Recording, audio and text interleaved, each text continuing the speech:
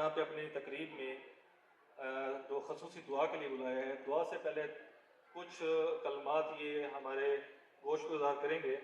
तो आप लोग बैठें, इंशाल्लाह आपकी आमीन जो होगी तो उससे आप लोगों को बड़ा फ़ायदा होगा। ठीक है।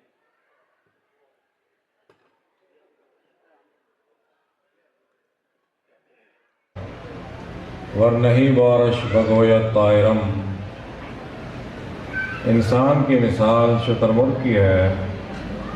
उसकी मिसाल ऐसे है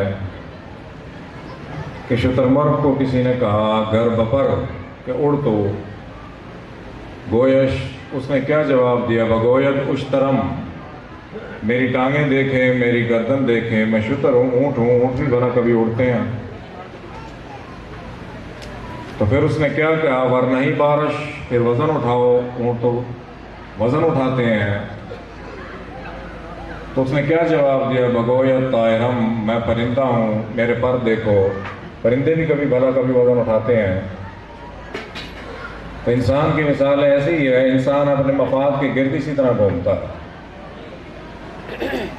अपने मफाद के गिर्द घूमे इंसान, लेकिन इस कदर न घूमे कि दूसरों के मफादात का ख्याल न रहे। मज़ीद जानने के लिए चैनल को लाइक और सब्सक्राइब करें।